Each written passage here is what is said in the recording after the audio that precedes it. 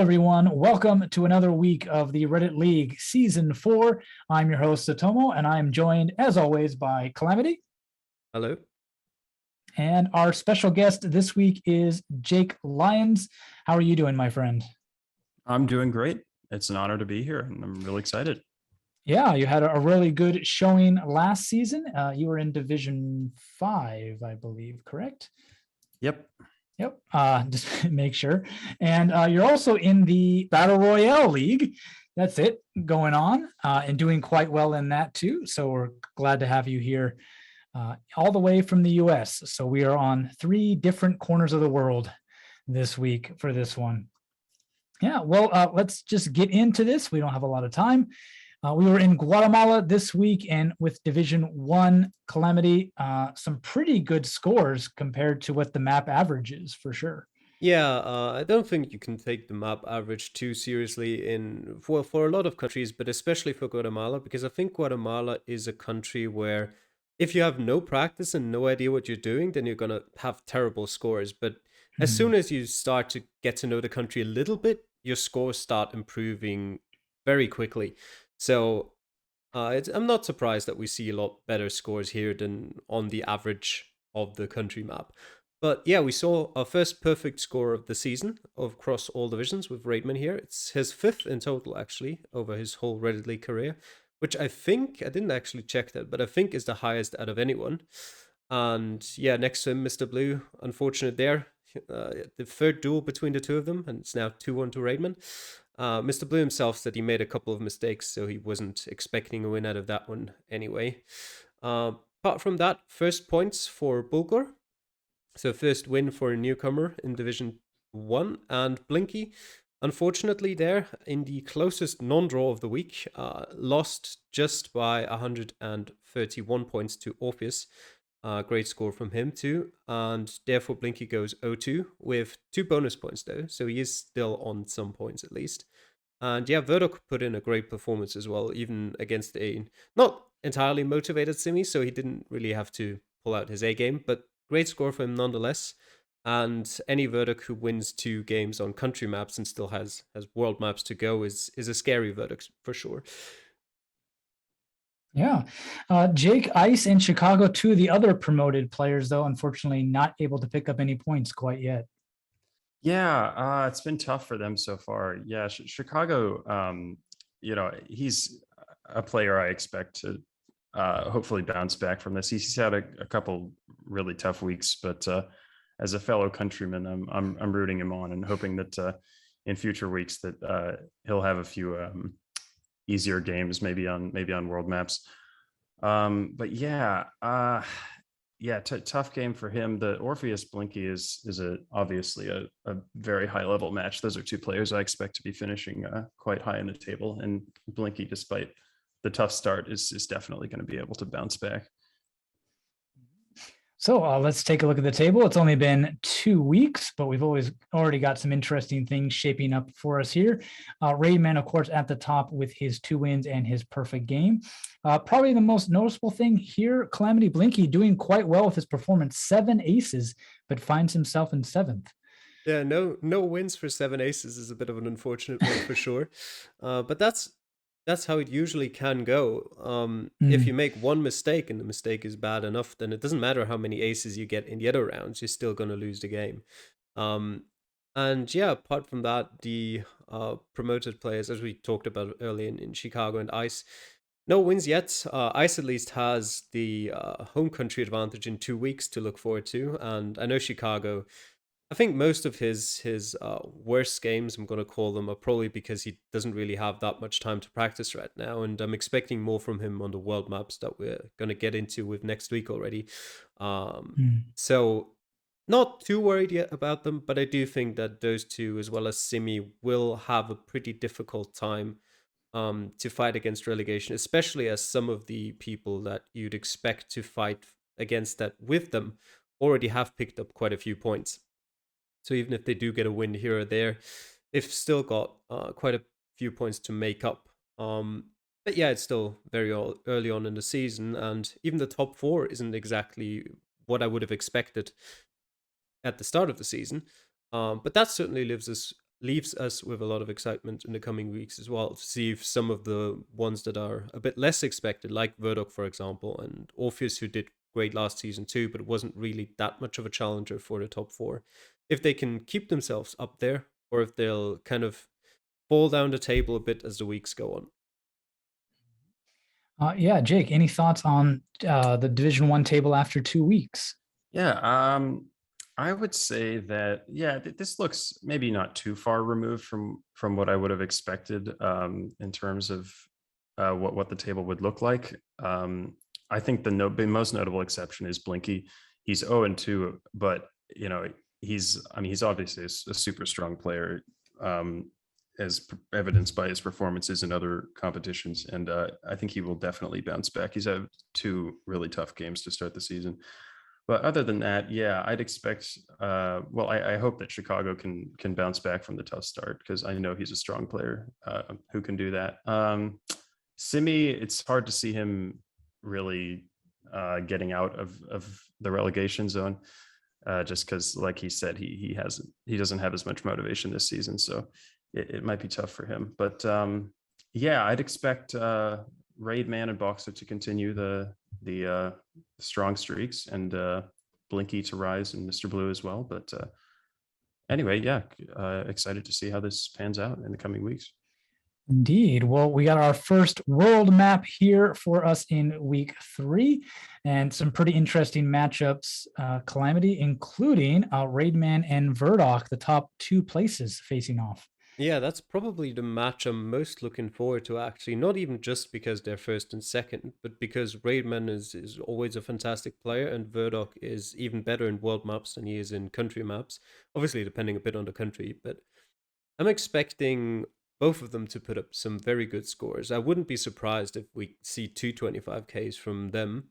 Apart from that, could also be interesting to see Simi against Boxer. Maybe even an unmotivated Simi is good enough to 25K a world map, one that he doesn't have to practice for. But I guess that'll depend a bit on his mood on the day that he decides to play it. It could also be very interesting to see Orpheus against Chicago, because, as I said before, Chicago mostly struggling a bit because he doesn't really have time to practice. So for a world map, I can definitely see him putting up a great score as well. And Orpheus so far, also a bit kind of a surprise with Verdok. As I said earlier, I do expect him to be sort of around the mid-table, but he is 2-0 so far and did beat Blinky. So for him, it'll also be an important match, because just looking at the table, ignoring which week you are playing which opponent, Chicago is probably an opponent that he would have to beat to finish in the top 4. Just unlucky a bit in this case that he has to play him on a world map, which makes it a bit harder for him in that regard, I guess. And yeah, Bulgar against Mr. Blue is probably the one I can least predict out of all of those. I could definitely see that go either way as well, and I think it'll depend a bit on whether Mr. Blue can avoid making any sort of mistakes. I think that's what he's been struggling a bit in recent times. Yeah, Jake, doesn't get any easier for Chicago with Orpheus, but maybe the map does favor him here. Yeah, I mean, he's in school like me, and I think he has limited time to practice. So I think the world map is probably something that sort of bends the matchup a little more in his favor. But Orpheus is obviously no easy opponent on any map. So yeah, I don't know. We'll see how that one goes. And like Calamity mentioned, I'm also interested, especially in Bulgar versus Mr. Blue, because it's just a matchup that I really don't know how it's going to go, and it's one that could sort of, really swing the momentum for both players, because they're both sitting in the middle of the table right now. Yeah, because Bulgar, especially as a newcomer, he's sort of an unknown for me, so I don't quite know like how good he is and how well he can place. But this is going to be a really important match to decide that, I would say. Interesting. Looking forward to those in the world map this coming week. Well, let's take a look at Division 2 that we finally see Calamity's name here. And yeah, Jake, also very good scores going on in this division as well. But the new boys, again, still continue to struggle in kind of a difficult country map. Yeah. So I wonder, I wonder if the newcomers, like, I wonder if in general they would they will struggle more sort of in the higher divisions, and then the newcomers perform better in the lower divisions. Like, I'm wondering if the sort of skill gap between the newcomers from the qualifiers is a little bit thinner than like the division skill gap. I mean, with the obvious exception of someone like Blinky, I guess. But yeah, just with the score from like Pastek Haché, for example, this week, it's like I don't know. I wonder if he's going to be able to keep up in Division Two with performances like that. But I mean, this is just 1 week. You never know. And then yeah, Calamity with a solid score and a solid win on a difficult seed, certainly more difficult than the Division One seed. And yeah, so Operation No Choke continues, and then hopefully hopefully you can stay up top this time. Yeah, Calamity, very good wins for both you and Talampala on this one. Yeah, Operation No Choke still going strong, definitely. Week 2, win 2. That's how I like it. And yeah, it was kind of, as I said at the start, starting off with 2 matches that I'm supposed to win. Guelo certainly made it tough for me. He was pretty much leading the seed until the last round that he just couldn't end up finding, which saved me my win there. Still a bonus point for him as well, though. So I spoke to him a bit as well, and he said he definitely does have more time to practice this season. So I'm expecting him to be up there as well towards the end of the season. Apart from that, Schluti's proving that he's ready to fight for his promotion back to Division 1 after he was a bit disappointing in week 1 in Japan. And yeah, from some of the promoted players, the week isn't going too well. The season isn't going too well in week 2. No wins, actually. Patriots with a pretty poor score against Schluti there. Shumi with 18,000 points. Not terrible, but also not great. And still 5,000 points almost behind Pluki. And Max there with a pretty disappointing result for him as well. He did pretty well in the other division seeds, but then just couldn't pull it together in his own. Something I know all too well. But yeah, that's just something that you have to come to terms with, and sometimes it eventually gets better, usually. You'll just play your division seed like any other division seed and then perform well there too.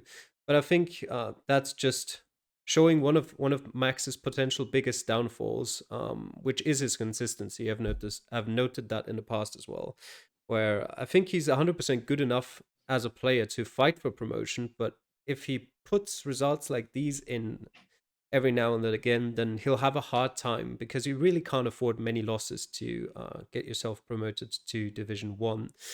And yeah, Pluki, first win, well, for pretty much for the newcomers of this division. Great score from him as well there, second highest of the division. And yeah, Pastek Haché, I know he can play better than this. I'm very sure of that. But we'll probably see more about that in the next week in a world map. I'm not entirely sure what it is that has him struggle this much. Maybe he's a bit nervous playing. Maybe he just isn't quite used to how much you have to practice yet for Reddit League to really keep up with the other players here. But yeah, Baseman will be happy about a relatively free win this week for him. Oh, very nice. Well, let's take a look at the Division 2 table here. And things definitely kind of shaking out, as you mentioned, Jake. The lower half of the table pretty much entirely promoted and new boys. Yeah, so I wonder, because Shumi, for example, was a player who I expected to do pretty well this season, just given how strongly he performed last season in Division 3. But it's been a tough start for him. So I don't know if he can turn his form around, or if it's going to be a struggle for him this season. But yeah, the newcomers having a tough time. Pastek and is Pluki? I think it's Pluki, the other Pluki one. Yeah, well, he picked up a win at least, and yeah, and then the upper table. Well, it's going to be a tight race like last season. Yeah, so I think yeah, Calamity is plus. I think Talampala is definitely a strong candidate for promotion this season, I would think. And then Real Clyde also looking to reach those top 4 spots after finishing 5th, I believe, last season, and just missing out. So yeah, that should be an interesting race to follow. Yeah, definitely, indeed. Calamity, yeah, a good start for you at the top of the table there. Quite a few of you, though, starting out quite strong. 4 people without a loss so far. Yeah, for those of you who are following the French competition, La Ligue Entre Communes, they'll know that I am competing in that as a team with Baseman, Tall, and also Box and Mr. Blue from Division 1. So we're quite happy about the current standings. We'll just need to get Clyde out of there somehow, and then we'll promote as us three to Division 1, and then everything will be great. But yeah, Jake already mentioned it a bit earlier. Shumi, he had a 10-game win streak in Division 3 last season after losing week 1. And yeah, he's just kind of realizing that Division 2 is kind of a different beast. A bit more difficult here. I do think he'll bounce back and get some better games as well under his belt, but so far, not quite showing what he was able to do last season. But yeah, as we said, it's kind of a theme going through all of the promoted players here, as Max and Patriots aren't doing too well yet either, and especially Patriots. I hope for him that he does a bit better on next week's world map, and then sort of gets his confidence going, and that he can perform a bit better as well. Well, let's take a look at those fixtures on the world map for Division 2 here. And Jake, we've got 2 American derbies here with Patriots, Tescotac, and Geoguessr and Real Clyde. Yeah, those should both be interesting. Yeah, it's sort of a top table clash and a bottom table clash, at least as the standings currently are. And yeah, on a world map, I don't know, how each player comparatively plays on world maps versus country maps, but I think these should both be very important and probably very close matches.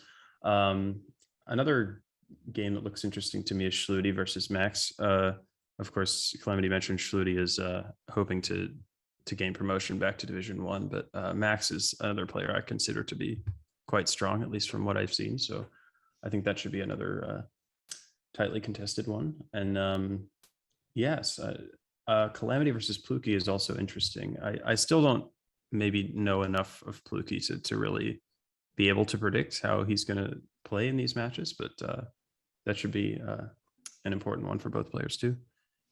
Yeah, Calamity, a decent matchup to kind of defend your unbeaten streak against, or not? Yeah, it's an interesting one because I've seen Pluki play quite a lot. I've taken part in some competitions against him, mostly the cycling themed ones going on Reddit, but I've never actually seen him play a world map.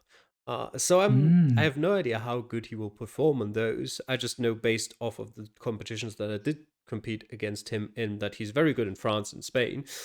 France probably expected since he's come from there, but that's not really much of an indication if we move on to a world map.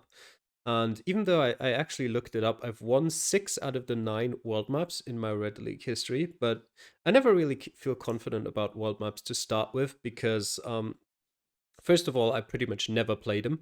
And second of all, world maps kind of tend to work in a way where, especially the themed ones, like Lakes of the World, for example, where you either know the location and you're going to get pretty much a perfect score, or drop like a point or two, or you're nowhere close. Because if you were somewhere in the right area, surely you can find a lake on the map. And as we all know, I tend to make one mistake every game, occasionally. And one mistake in a map like this is often more costly than in just a country map where there's a chance that someone else will just make a mistake as well. Whereas in most world maps, usually you'll see lots of scores relatively close to the 25k mark. And yeah, Patriots against Tescotac and Geoguessr against Clyde, as you both said. Some pretty interesting American matchups there. Patriots and Tescotac, kind of similar theme going on as with Paste Caché and Shumi, where all 4 of them essentially have not had the best start to the season so far. And for any 2 of them who could pick up a win here, it would truly jumpstart their season and get them back on track. And for the loser of those 2 matchups, well, if there is a loser, it could always draw. They'll go 0-3. And while Division 2, does have 11 weeks, so there's still a lot to play for. I think if you go 0-3, at least your chances for promotion are pretty much gone. You'd Yeah. kind of have to pull like an 8-game win streak after that, and that is a rarity. So I'm not expecting that to happen. But also, of course, as you mentioned as well, Shooty Max, very interesting game. They can both perform brilliantly on a world map, and also Tall against Baseman is a crucial game for both of them. Both of them 2-0 in the table so far, and for whoever wins this game, I think they're looking pretty strong and already a solid contender for promotion. Oh, very nice. Well, Division 3 is next up, and their results in Guatemala. And again, some pretty good scores here, Calamity, but also a couple kind of performances to forget, at least from Benica here. Yeah, Benica probably will just ignore that one. That's probably for the best. He's in the past kind of been the type of player who will sometimes just randomly struggle on some random country, and then he'll just be back next week like 24.9 in a world map.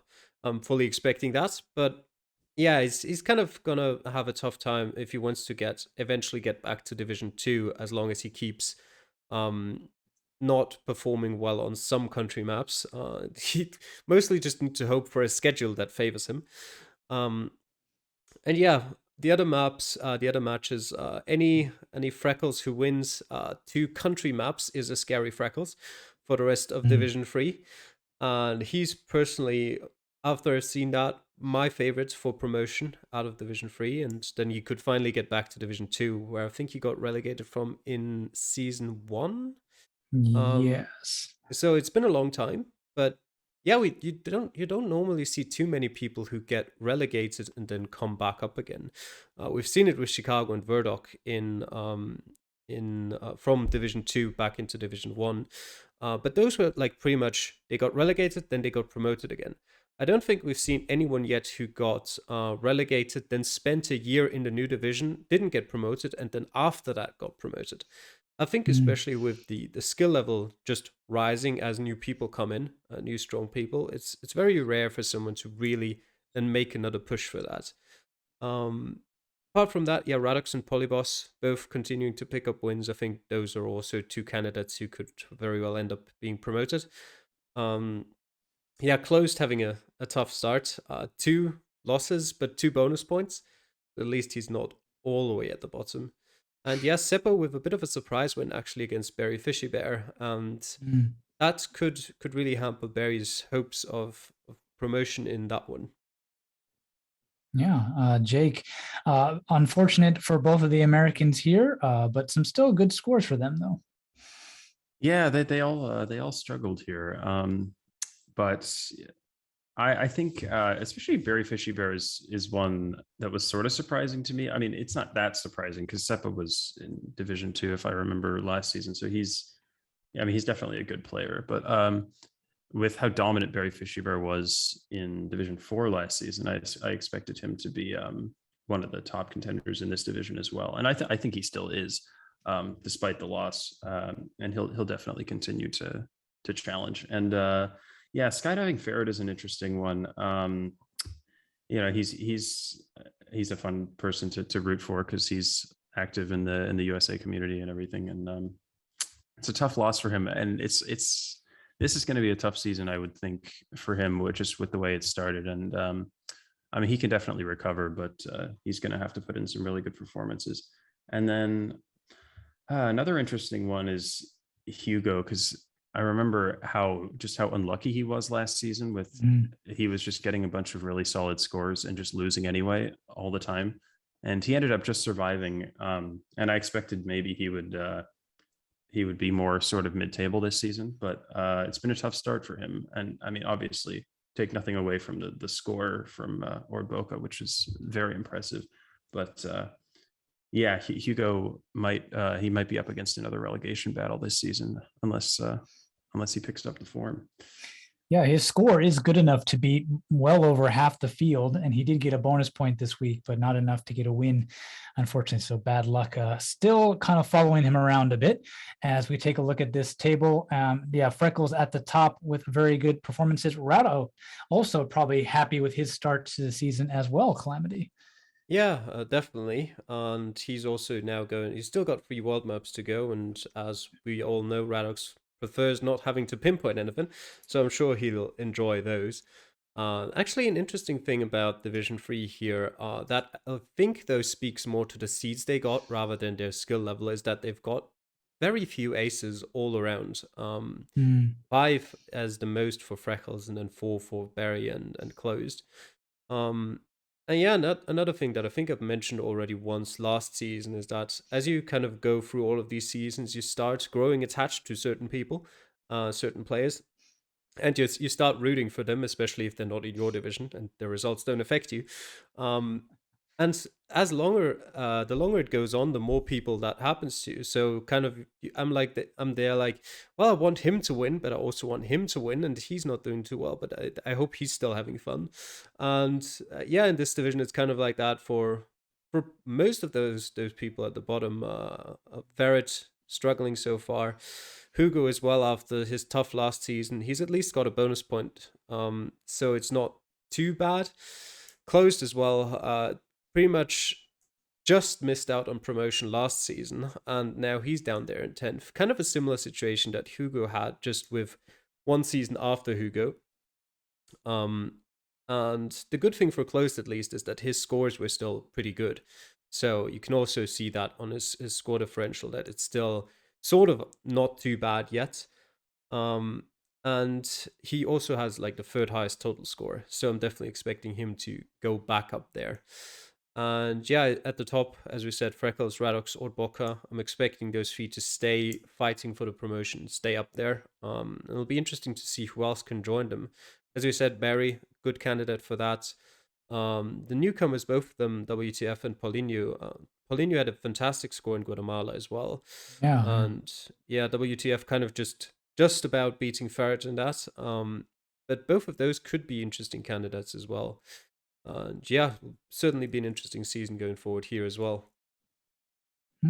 Yeah, Jaga, the at least 2 Americans, both boosted up into this division from last season, doing quite well in kind of the 4th and 5th position.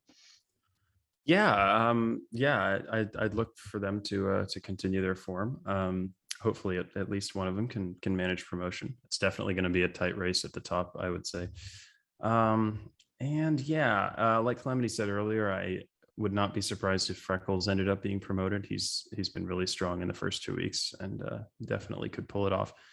And yeah, in terms of the newcomers, I don't know. I mean, they're still unknowns to me, but I mean, I may be just sort of overestimating just based off of last week, but I would think with a performance like he had in Guatemala, I think Paulinho could be sort of a dark horse candidate for promotion.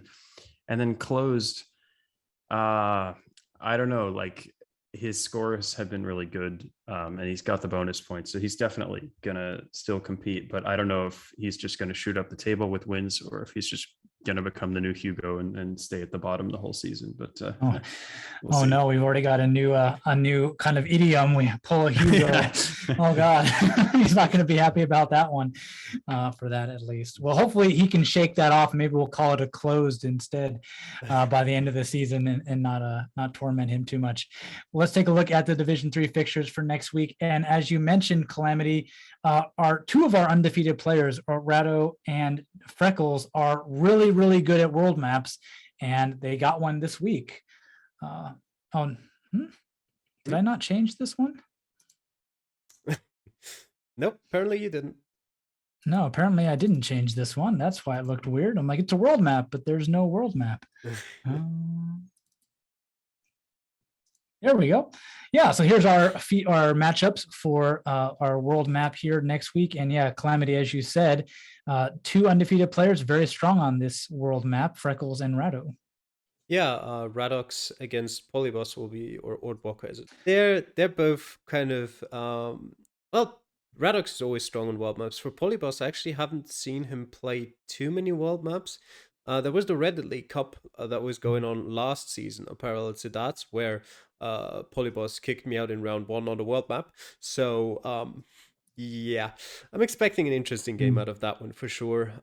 Freckles against Berry, although, is also a super interesting game at the top there. Both of those good candidates for promotion as well, and Berry will have a tough game against Freckles, but I'm pretty sure he can put up a good fight there too. And then we've got Benica against Closed, which is another game I personally find very interesting because I know both of them are good at world maps. Benica, especially just from the past, I remember as someone who's very good at world maps, and they actually had a game last season in week 10, so the second last game of the season in Bolivia, where Benica won.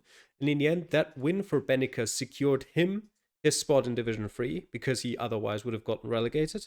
Well, or at least had to have played the relegation playoff match against Hugo. And for Closed, it foiled his promotion. So I'm sure those two have a score to settle, and I'm interested to see how that one goes. And yeah, Hugo, against WTF. WTF against both of the players who had a bit of a struggle in 2 weeks back to back. Last week against Ferret and this week against Hugo. I'm expecting Hugo to do a bit better here than in the last weeks, but we'll have to see. And then yeah, we've got LCN against Ferret, which is also a pretty interesting matchup. Probably the one that if you just like gave me all of these matches and told me which game is going to have the least score if you combine the two players, that's probably the one I choose. I don't really have a Hmm. specific reason for it, but yeah, I'm interested to see what both of them will show and if Ferret can get his first points this season. Jake, American Derby here with LCN and Ferret, and Calamity doesn't seem to have much hope for them, at least in terms of comparative to the rest of the field. But your take?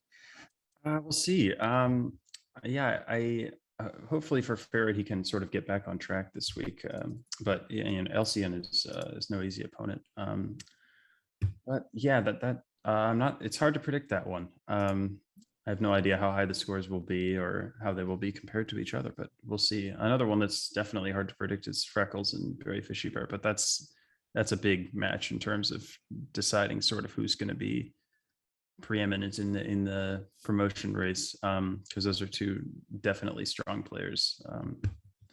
And yeah, what else? Closed against Benica is, as Calamity mentioned, is interesting.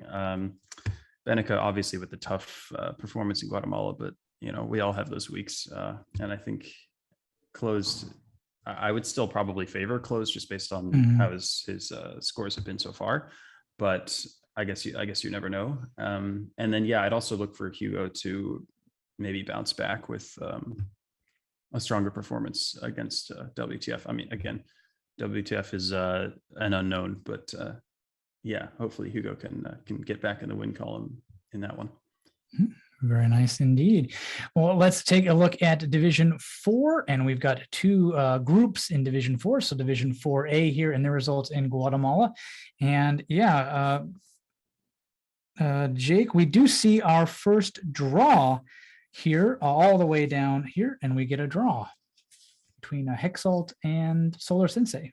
Yeah, some of the lower scores on this seed. Yeah, Solar Sensei being a newcomer, I don't know totally what to expect from him in the long run, but Hexalt is definitely a strong player, just based on my experience with him last season. Because, well, he beat me pretty good in Kenya last year or last season.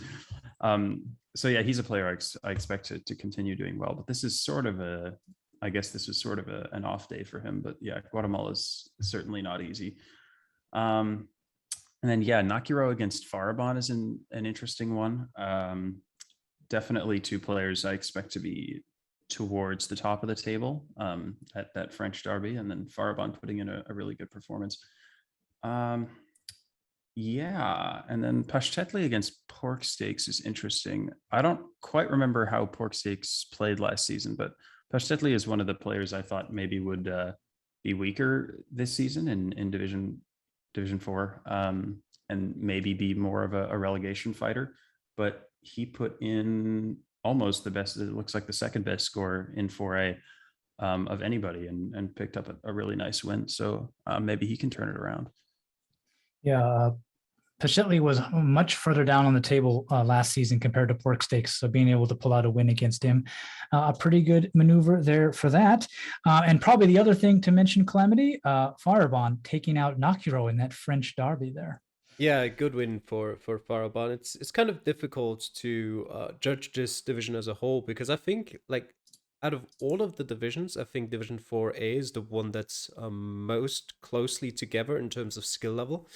And especially after some of these results, I could see almost anything to happen in this one. Pastetli talked to me a bit about that. He very much appreciated my tips last week about Guatemala, and that he had a closer look at the province names and stuff like that, and that helped him get a great score in Guatemala. And yeah, Pork Steaks, just losing out on that. He had a much better game this week after last week's game was a bit of a disaster. Still not good enough for a win against Pastetli, but at least he'll pick up his first points. And yeah, as you mentioned, I think Pork Steaks was fourth last season. Yeah, I just missed out on that promotion playoff. Pastetli was somewhere between 7th and 9th in the same division, I think, as Pork Steaks. Yeah, he was as well. 8th. Yeah. Yeah, perfectly between 7th and 9th. Exactly, perfectly between 7th and 9th. And so both of them had a pretty good game. And yeah, Hexalt against Solo Sensei is a pretty interesting one. You very rarely see such low scoring draws. Usually whenever you see draws, it's because, well, both of the players were pretty close to a perfect score. That's usually much easier to achieve than a score somewhere in the 17,000s.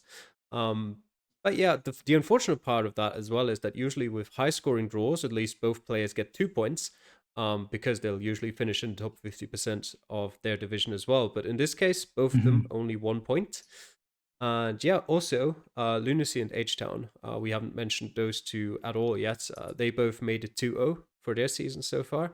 H-Town with a pretty dominant win against Tedigme, and then Lunacy coming a bit closer against Neusel, just about 400 points. And yeah, they've got a pretty good start to the season for themselves. Yeah, very nice indeed. Let's take a look at that table for them. And yeah, Jake, the 2 Americans sitting on top of 4 Frenchmen there. So a pretty sight for you, I'm sure. Yeah, it's cool to see. H-Town was one of the lower finishers in Division 4 last season, and might have been in a relegation fight if it hadn't been for all those red cards.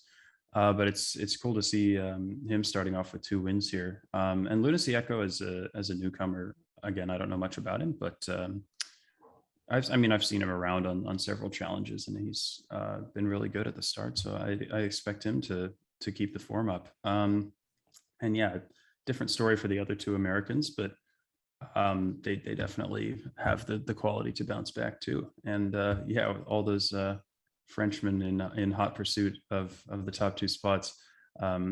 I guess it's bound to happen given how sort of homogeneous this division is in terms of nationalities. But yeah, it should be an interesting promotion race, because honestly, any 4 of those French players I could see also challenging for promotion this season. They're all very solid. So it should be cool to see how this plays out. Yeah, Calamity, an interesting thing from this is that while you said their abilities are all pretty equal, you feel there's quite a difference in the number of aces for the players across only the first 2 weeks. Yeah, well, mostly just it's Farbon and Hexalt who've got 7 and 6, and everyone else is pretty equal, like I said. Yeah, it is true though, like based on some of what I've seen in previous seasons as well, from Farbon and Hexalt, I would have technically seen them as favorites if the target was just getting the most aces. But the target is getting the highest score in any given week and beating your opponent. And for that, I do still consider both of them as very good contenders for promotion. But I think they lose out on a bit of that advantage that they might have just based on their aces in regards to that, as you can already see here by virtue of them having 2 points less than H-Town and Lunacy at the top there. And H-Town especially, I think he's gotten stronger and stronger with every season I've seen him play. He was pretty mediocre, I guess, is the right word, in his first season, in Season 2 in Division 4 back then. And he's gotten better last season.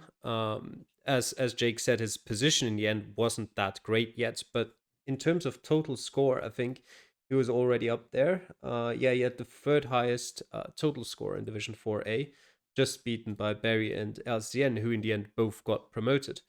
So I definitely expect him to put him some good challenges as well for that promotion. And yeah, then all of the Frenchmen, definitely good challenges for that as well. I think out of those four, Hedikmi might be the weakest. I still see him as a solid sort of midfield player in that division, but if I had to pick and choose, he would be the least favorite for me to challenge for that promotion. But after last week, after a great score from Pastetli, especially, like the division has become even more unpredictable to me. If he can move forward with those results, he's got a good shot at challenging for promotion as well, especially if he shows up in some of the more difficult countries, of which we'll have quite a few still to go this season, like Botswana, like, well, not technically a country, but Saskatchewan is going to be interesting as well. And yeah, very interesting for that. And then Solar Sensei, Pork Steaks, and Neusel, they're going to be struggling a bit, I think. Pork Steaks generally, he also has those sort of kind of similar to Benica, where he just sometimes shows up with a fantastic score and then he just disappears again. Like, now I'm out. I've done my bit. But yeah, he finished 4th last season, I think we said. So he can definitely perform better than he's shown in week 1, and we already saw some of that last week. Just a bit unfortunate there. So even he could still fight for a promotion spot. I mean, technically, it's been 2 weeks. He's only 3 points behind 3rd place. Really, nothing is decided here yet. Yeah, it is still very early days after the first 2 weeks. But let's take a look at their matchups for week 3 in Lakes of a world map. And we got another American derby here. Jake, any thoughts on Lunacy versus H-Town? Yeah, a lot of interesting derby matches this week. And yeah, that's the most notable, given that they're the top 2 players in the table right now and the only 2 who have won both of their previous matches.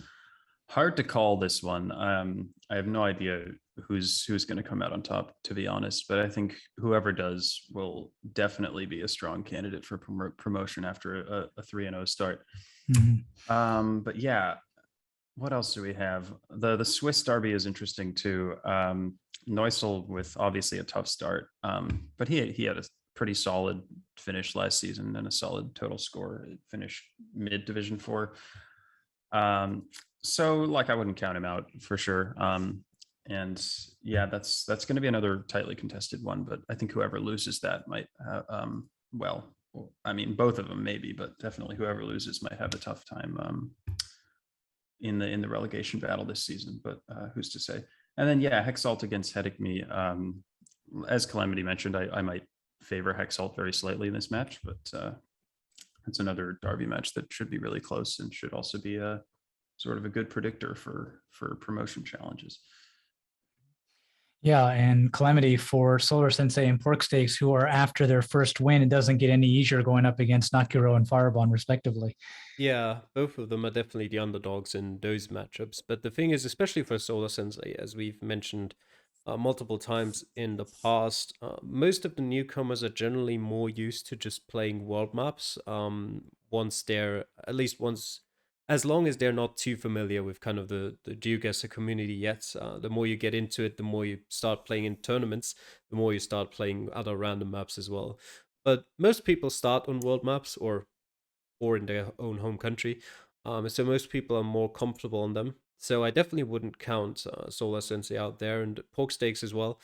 As I said before, he can just randomly show up with a great score any day. And yeah, as I said, Lakes of the World does not forgive any mistakes. So if you just, I don't know, if you just have a bad day, one bad round, something, you mistake a sign for saying something else, or you just get put in a country that you're not too comfortable in, then that alone might be enough to completely turn the match on its head. Definitely. Well, let's take a look at the other side of Division 4, 4B, and their results. And speaking of having one bad round, that happened to me. I was beating Po Noob all the way through 4 rounds, and then round 5, I just just did not pick up on the clues correctly, and dropped myself all the way down, even out of the bonus points, unfortunately for that. But yeah, Calamity, also kind of lower scores overall. This might have been a more difficult seed, perhaps. Yeah, I still think like out of all of the seeds, that the Division 2 seed was probably the hardest. Mm. But mostly because the Division 2 seed had quite a few rounds that were difficult, whereas kind of the Division 3 and 4 seeds, they had like 1 or 2 rounds that were very difficult. And yeah, you see that here by some players pretty much just not finding some of those rounds. And yeah, Jake coming back after not so good week 1, very good there. Pretty much the best score out of anyone in Division 4, I think, by a mile. And Soviet's a bit of a disappointing score from him. I've known him for a long, long time in the Geoguessr community, and I kind of expected a bit more from him, but maybe Guatemala is just really not a country he likes, and maybe he just didn't have time to practice. Wakelock also going to be in for a very, very rough season if his performances continue like that. So given Diesel pretty much a free win there, which I expected Diesel to win anyway, but I did expect it to maybe be a bit closer. And yeah, Edward putting up a great performance there as well. Still falling short against Jake, of course, there, but the third highest score of Division 4B.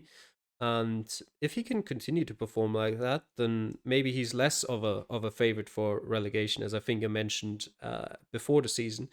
And he might be fighting to keep himself in sort of the mid-table as well. Definitely. Jake, yeah, a very good score from you there. Did you put in a lot of practice for Guatemala, or just things just went your way this week? I didn't put in like any special amount of practice. I played the other 4 seeds before playing, and I did a little bit of research on sort of area codes, which didn't end up helping at all, and like provinces a little bit and cities, but not really more than I usually practice. But I was really happy with how I played. And Japan too, I would have been really happy if it weren't for one single round that completely destroyed me. But thankfully this week that didn't happen. Round 1 in this seed was pretty brutal for a lot of people, and but the buses with the endpoints on them were really the key to that round. There was nothing else that I found, but they were enough to be able to figure it out. And I didn't have any aces, but I guess I didn't need any because the score overall was really solid. And in terms of the other games, yeah, I would expect Wakelock probably to struggle as the season goes on, because he finished bottom of 4A last season if you disregard the red cards. So I think he's going to struggle for sure, but we'll see how the rest of it plays out. And then, yeah, tough result for you, Zotomo. That last round was tough because you kept seeing signs that said Huehue on them, and I was like, oh, it's Huehue Tenango, but you were like looking at the other side of the country. I was like, no, yeah, it's over there to the west. But I missed the fact that the town name was an abbreviation of the actual town name, and I just didn't put 2 and 2 together. So yeah, but you played really well otherwise, and yeah, that was definitely a tough loss. And like Calamity mentioned, Soviet Spy lower than I expected in terms of his score for this week, but as a newcomer, I think it's a good point that the newcomers probably perform better on average on world maps. So I'd expect Soviet Spy to bounce back, and I'd expect Tychonicus to keep up the good form and maybe make it 3 out of 3 next week. Actually, I'm not sure who he's playing, but I think he should do well. And yeah, unfortunate for Edward, who really did put in a strong performance, but thankfully I was able to best him. But if he can keep playing like that, yeah, he might climb out of the bottom of the table. Let's see, let's like look at that 4B table after 2 weeks. Again, still pretty early on, but already 2 very strong leaders at the top, not only by the fact that they haven't lost, but their score differential is also quite large, Calamity. Yeah, you're kind of ignoring Nick there a bit. He's also got 6 points. He's got 2 wins, but I mean, his score differential is a bit lower, obviously. Yeah, it is. But the thing is, I'd actually rather group. Actually, let me just check. Never mind. I was thinking of a different division. What's actually really interesting here that I didn't notice prior to, 2 seconds ago, but just saw now looking at the total scores. The total scores of the top 5 are actually super close together. Like you have Steal the Snick as the lowest with 43,445, and the highest is Poon Noob with 45,333. And Diesel, Tyconicus, and Jake are all between those two. So everything very close together in that division. And yeah, I'm pretty sure I mentioned Diesel as my favorite for promotion somewhere at the start of the season, and so far he's living up to it. Yeah, Steal the Snick is going to be interesting. He lost, I think he lost in the promotion final last season. I'm not sure anymore exactly if it was the final or the semi-final, but he was very close to promotion, and I'm sure he'd like to finish that this season and actually probably get promoted this time. But it's super hard to get promoted out of Division 4 because you've technically got 20 players competing and only 3 of them will get promoted. Yes, he did lose out in the promotion battle. And yeah, Wakelock, as we already said, down there at the bottom with no points so far, minus 12,000 in the score differential, and less promising signs than you had, Zotomo. So he's definitely the favorite for relegation, but especially in the relegation zone, sometimes it can be enough to just get a lucky win here or there. Because usually, if you've only got 9 weeks, like something like 7 or 8 points might be enough to at least get yourself into 9th place. And then you've got that one deciding game against 8th place. So I wouldn't ever count anyone out after just 2 weeks, especially for just sort of hanging on and somehow magicking his way to a surviving result in any division. Yeah, I mean, Wakelock was in Division 3 a season or 2 seasons ago. Yeah. So it's kind of been a bit of a fall from grace, but he definitely has the ability. Maybe just recently hasn't had much of the time for that. Yeah, Jake, a very good start, as Calamity mentioned, from you, right there in the hunt with the top half of the table. Yeah, really happy to have bounced back. It's definitely going to be tough this season. I mean, it's obviously a higher bar than last season in Division 5, but I think I've also improved just in general. So hopefully I can keep up with the sort of big boys in this division. But it certainly is not going to be easy.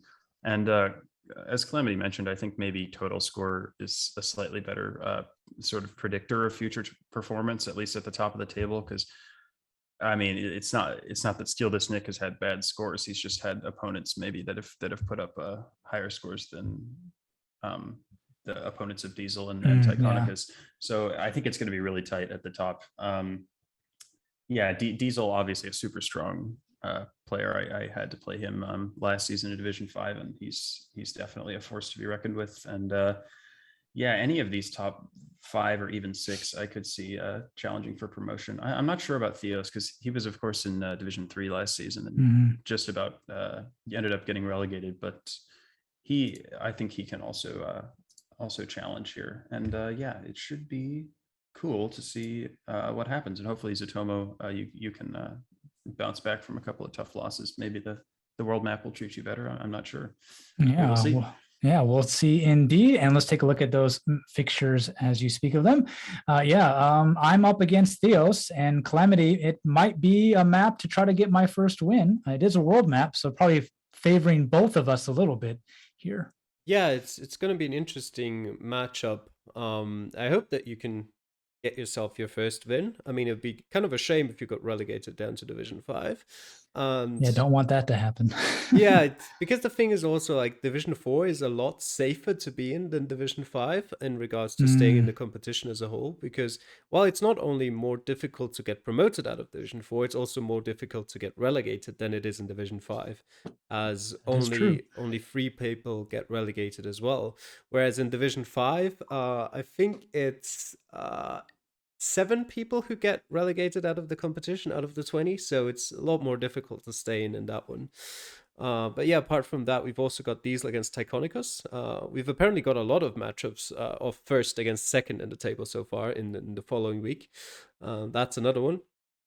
Then we've also got Steal the Snick against Jake. I think could be a pretty interesting matchup as well. And also, I'm interested in seeing Edward against Soviet. After Soviet just had a pretty poor showing in Guatemala, and Edward had a pretty strong one. But if you had asked me how this matchup would go before we started the season, I would have favored Soviet pretty heavily. And I don't remember at least seeing either of them perform on a world map. I know obviously Edward did so last season, but yeah, it could be an interesting matchup for sure. Oh. Jake, yeah, you're up against Steal This Nick, tied for points close to the top of that table. So a bit of a tough challenge for you on a world map. Yeah, maybe my toughest opponent so far. Because I remember Steal This Nick was basically top of Division 4 most of last season, and then he ended up sort of dropping off a little bit at the end. But he's definitely one of the strongest players in this division, and I think I favor myself on world maps generally, as opposed to country maps. But that's probably the case for a lot of people. So this certainly will not be easy. And yeah, I think Tychonicus against Diesel is another super interesting matchup, because of course they're top 2. But yeah, I mean, I really don't know how it's going to go. I don't know how good Tychonicus is with world maps, but he's definitely a good player. So that should be a really good one. And then, yeah, in terms of Edward against Soviet, I would maybe slightly favor Soviet, just because I don't know, as a newcomer, he's probably more accustomed to playing world maps and will hopefully bounce back from his performance last week. But again, Edward was really good too. So that could be a fun one as well. Yeah. Definitely. Well, into our final division 5A, their results in Guatemala for this one. And not too bad. Winners keep on winning, though, Calamity.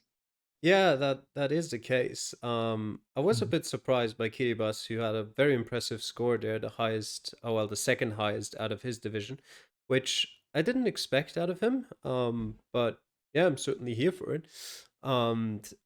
Yeah, Geoguessr is still not doing quite as well as I would have hoped. But with GRH putting up very little resistance this week, he still got a win out of that one. The German derby, which we kind of touted as the high-profile match of the week, ended up in Sepp Kirst's favor by almost 4,000 points, and Sepp also got by far the highest score out of the division. Hayemini not with a bad score, and still getting a bonus point in that one. But I think this one now cements Sepp Kirst as the clear favorite for promotion in this division. You never really know until the end of the season, because just one random bad game from you can decide a lot, especially if for other people sometimes winning with a bad score, they can just somehow still keep up with you. And if you perform great every week and then just suddenly lose one game and someone else performs meh but also wins every game, you could be in for a tough time. Yeah, Niels just keeps getting away with okay-ish scores as well. I think Yeah. he's had 18.1k in week 1, and he's now had 18.2k, and both of the times the score was enough for a win, which puts him up there as well. And yeah, Oli keeps doing well too. Good win there against Mr. Fish, who's continuing to not put up bad scores, but not getting many points there either. Yeah, Jake, any thoughts on this Division 5A results? Like Calamity said, I was surprised by Kiribati, the performance, just based on how he played in the first week and how he was one of the lowest scorers among the qualifiers this season. I thought he was probably going to struggle in this division, which who knows, maybe he still will. But this was a really promising performance from him with a really strong score. Otherwise, yeah, I would agree that Sepp Kirst is probably a favorite for promotion. I've seen him around on Reddit. He played like the daily challenge a lot, and which means he's definitely accustomed to world maps. And even in Guatemala, if he can put up a score that's this far above everybody else in the division, I think that he's definitely the favorite for me to finish first. And yeah, I can see it being a tough season for GRH. He was the lowest scorer by a lot in, I think, 4B last season. And I don't know, his performances so far just haven't quite been where they need to be. We'll see if he can bounce back on the world maps, but I think it might be tough going for him. Marcus is another interesting one. I would expect him to struggle as well. He was in one of the fives with me last season, and I think he finished in like sort of a relegation playoff spot. But I would say that the overall level of the divisions has probably been sort of increasing as the seasons go on. So I think Marcus is might struggle a little bit. And then Ollie, well, another newcomer, another unknown, but I keep looking at his flag and being like, oh, he's Hungarian. Then I'm like, wait a second, he's from Tajikistan, which is really cool. If he is actually from Tajikistan, that's a really cool country to have represented, and it's cool to see him succeeding in the early stages of the season as well. Yeah, very nice indeed. Well, let's take a look at the Division 5 table. And again, Kiribati and Sepkiris at the top of the division with their 2 strong wins.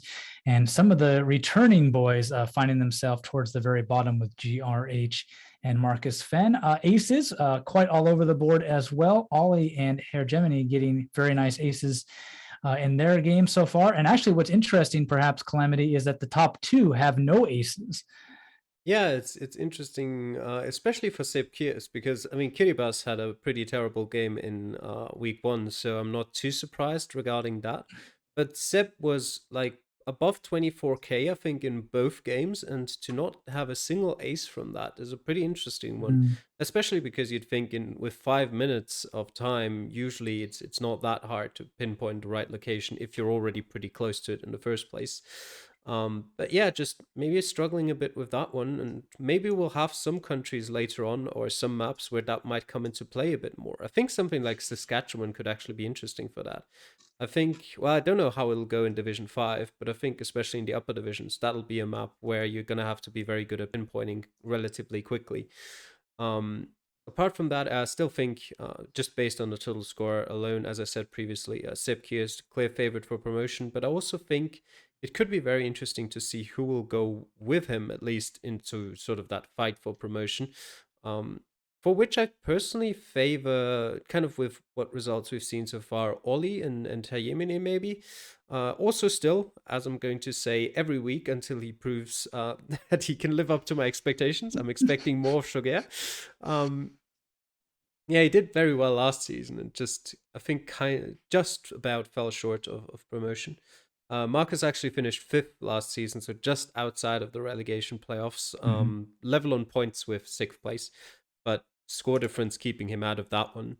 And he was also kind of a player of that type that sometimes showed up with great scores and then other times was just very unimpressive. So I do expect him to pick up points here and there. But whether that will be enough for getting out of those bottom 5, I'm not very confident about. And you can also already see kind of a gap forming there between Joguer in 6th and Skyblue FZ in 7th, where you've got that kind of 3-point gap.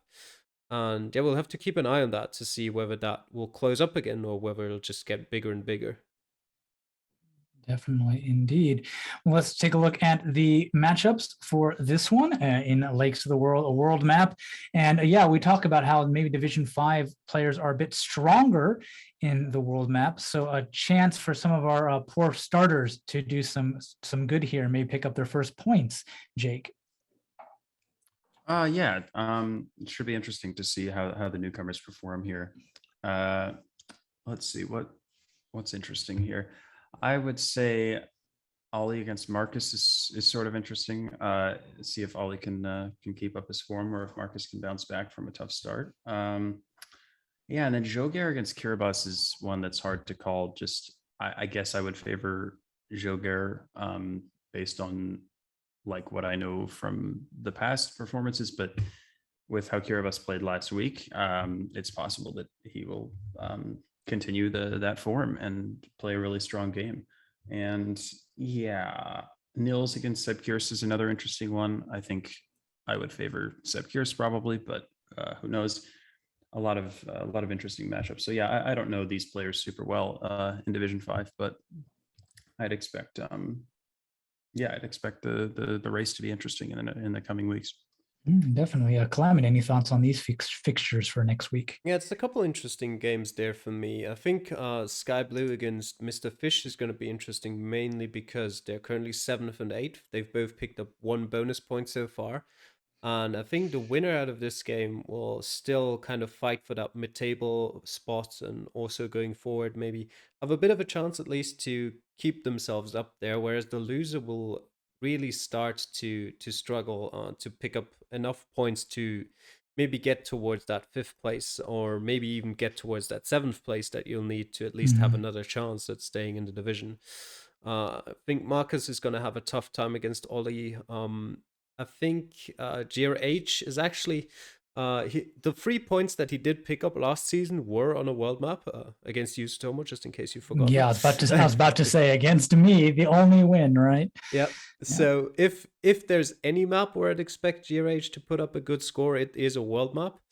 Obviously against Heyemine, he's a strong opponent. It'll be difficult for him to pick up points regardless, but maybe he can sort of disturb the top 50% and maybe sneak into a bonus point here or there. And yeah, Geoguessr against Kiribati is a very interesting one. I would have had a clear favorite before last week, but now with that great score in Guatemala for Kiribati, I don't really know anymore. It could go either way. And yeah, Niels against Sepkist, expecting Sepkist to put up another great score there. And I think it's going to be more about whether Niels can finally get rid of those 18k scores every week and get a great score there as well. Definitely. Let's go over to our final section, 5B, and their results from Guatemala. And yeah, unfortunately, a red card here for that one wheel girl, Jake, and probably Vincenzo very happy for that as well. Yeah, you hate to see it. She's been in the league for a few seasons, and I played against her last season, and she beat me and played very well. And it's a shame to see, but at least we haven't had a ton of disqualifications yet. But yeah, it is too bad. I think Vincenzo, while his score does look pretty dreadful, I think he played the first 2 rounds and he didn't score very well. And then the last 3 rounds, he spent collectively, I think, less than a minute on them. I think he just was like, I think he maybe knew that he was going to be given the win, that, or he just rage quit. I'm not sure. But either way, I mean, I would think he would try for a higher score difference. But I mean, maybe he just knew he would win. So he was like, what the heck? I just have to play the leg and move on. But anyway, and then, yeah, Donny Blond's really strong performance against the newcomer Vita Nova. And I mean, that's what I expect from him. Donny Blond's was a player I was surprised did not get promoted last season, but I could definitely see it happening this season. And then, yeah, tough from Bombadil. He was in the Division 4 seed. He was one of the 2 players who finished with a higher score than me. And then he ended up just having a much weaker performance in the seed that actually mattered for him. But I mean, I think his performance on the Div 4 seed sort of shows that he has the potential to perform well. And I'd look for him to continue fighting in the rest of the season. Yeah, good. Yeah, Calamity, one more girl, 2 weeks, 2 cards out of the competition. But besides that, a very, very narrow win for Laban Greb here, a newcomer, giving him quite a run for his money. Yeah, Laban Greb keeps winning with just slightly over 100 points every time.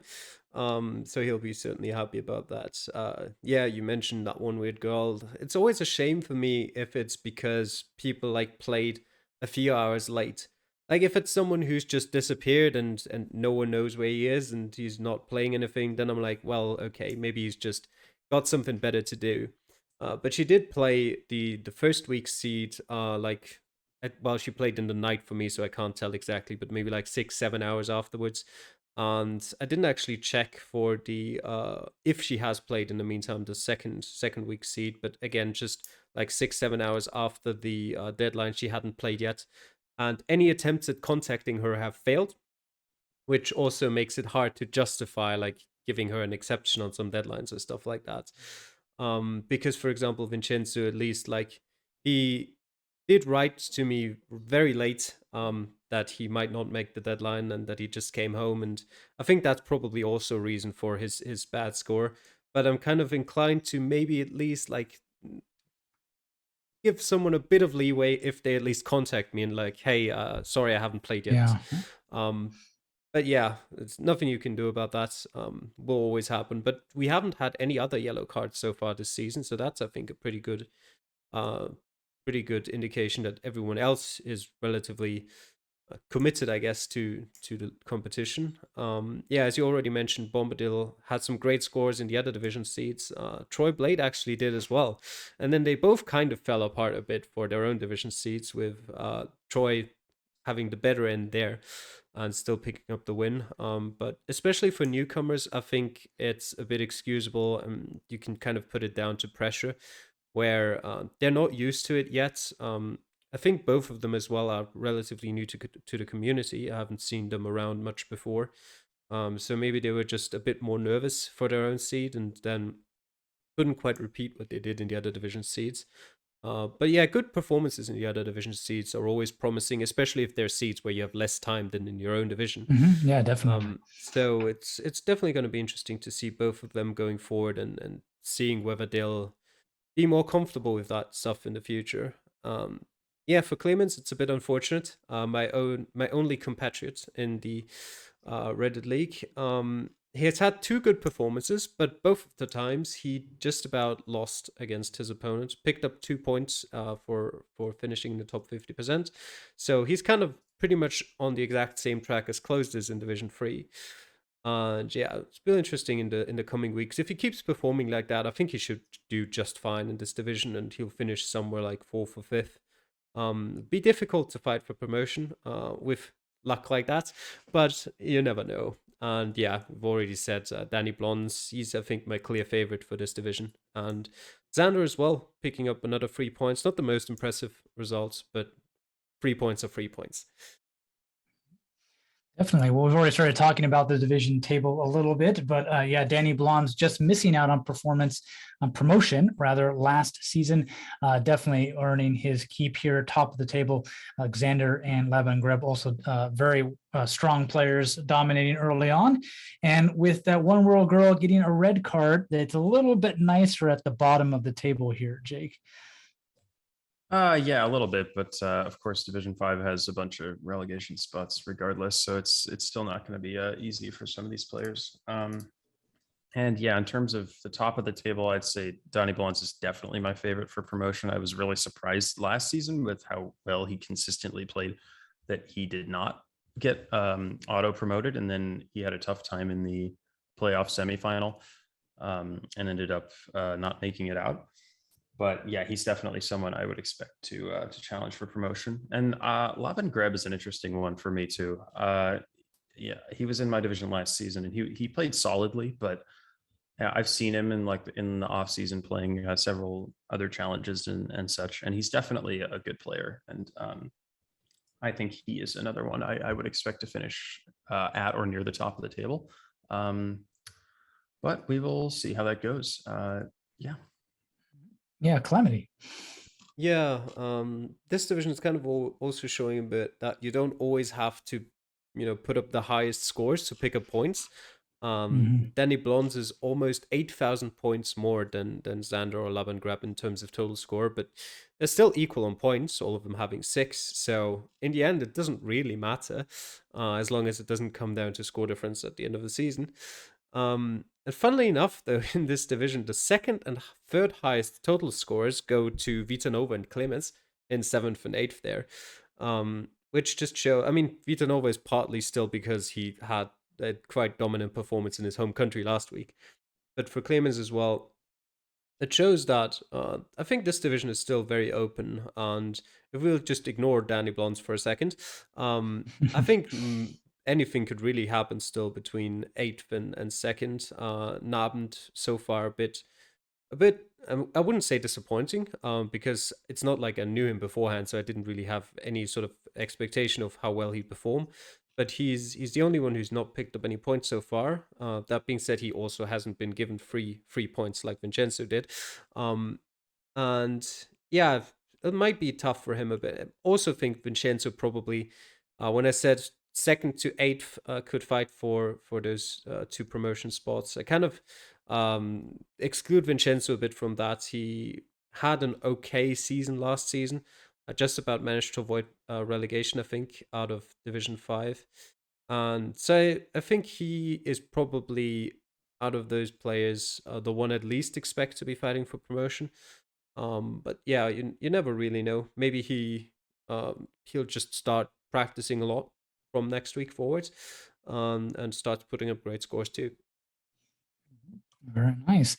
Let's take a look at the fixtures for them in World Map, and we're hoping that they'll all do quite strong indeed. Yeah, Clemens does have a bye week here, so to speak. He still needs to play his match to get any points, but he just needs to put up a single point in order to get that. So probably wouldn't want it to come on a World Map, Jake.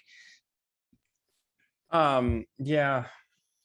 It's unfortunate, I guess, for him, but hopefully he can sort of pad the score difference at least with a strong performance. At least scoring more than 4,500, you would hope, but we will see. Donnie Ballons is someone I guess I have to favor in pretty much any match, but that's going to be a really close match, and it should be indicative of future performance in the division for sure, because obviously they're top two right now. And Xander, I don't know much about him, but clearly after 2 straight wins, he's going to be a contender in this division. And Troy against Vincenzo was interesting. I think I'd probably favor Troy as maybe a promotion candidate, but especially Vincenzo sort of struggled last season, so it might be tough going for him in the rest of the season, but he may prove me wrong. Very nice. Calamity. Yeah, definitely the most interesting game there, Danny Blondes against Xander. I'm interested to see in how they both perform on a world map, especially in Xander's case, because, well, he's a newcomer, so we haven't seen him do so yet. Expecting some pretty high scores from both of them, though, and maybe we'll even get a draw between the two of them.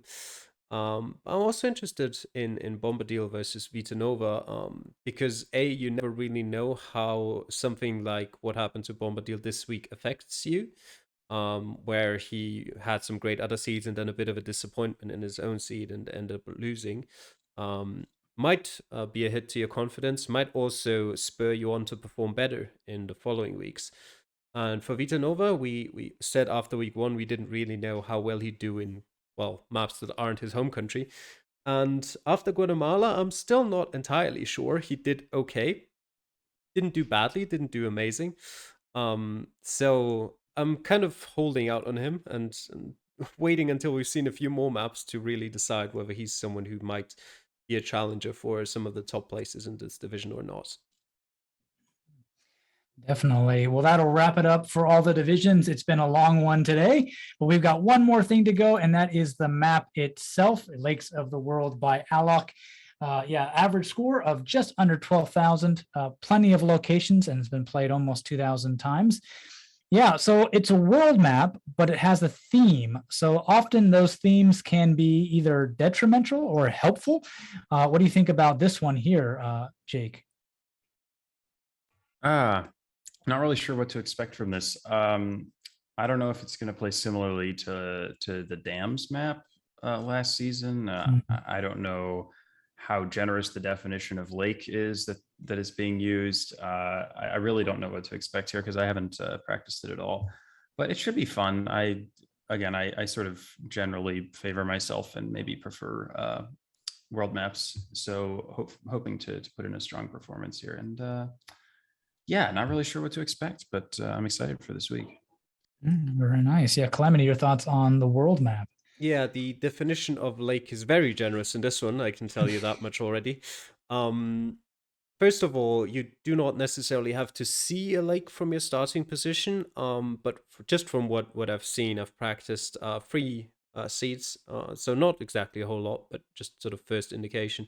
But I think all of the time, there's at least a body of water on the map next to where you started.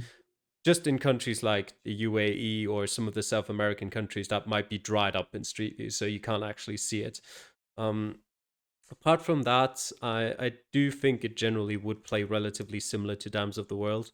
I've also heard that sometimes it's not lakes, sometimes it's just kind of big rivers. But I haven't really experienced any of that myself, I don't think, in the couple of occasions I had. So it might be something to look out for as well. Maybe stretching the definition of lake there a bit. And yeah, apart from that, as I said, I think it might play similar to Dams of the World, wherein you kind of just have a quick look around, see, can you narrow down the general location of where you are? Like in Brazil, maybe can you narrow down the states, or in some South American countries that are not Brazil, can you narrow down the province? And then maybe just start looking if the lake's big enough, the lake that you're seeing, just start looking around. Maybe you also know one or two towns nearby, and then you should most of the time just get there. But as I said previously, at one point, this is the kind of map where if you don't find a location, you're probably pretty far off. So I'm assuming that if you really want to make sure that you win your game, then you'll have to find all 5 locations. There's no way around that. Of course, next week we'll still see some players winning with like 13,000 points, but you know, I think we'll definitely see. We've only seen 1 draw so far. I think we're gonna see like 4 or 5 draws more in the following week, if not more of them, just because how easy of a theme generally Lakes of the World is. And yeah, expecting a lot of draws, probably also expecting quite a few perfect scores. Depending a bit on the seed, of course, but yeah, could be an interesting one as well. Yeah, definitely looking forward to it. And I think a lot of the players are looking forward to a world map. It's a little bit more familiar than the strange countries of Japan and Guatemala have been in our first 2 weeks. Yeah, so we'll see you all there. And we've got a bunch of casts to bring you for Guatemala. So if you want to see how that played out in all the divisions, I think we have a single video matchup for at least every division. Yep. So you'll get to see all the locations in and how the players did. And we'll see you in those. Take care. Bye. Thanks.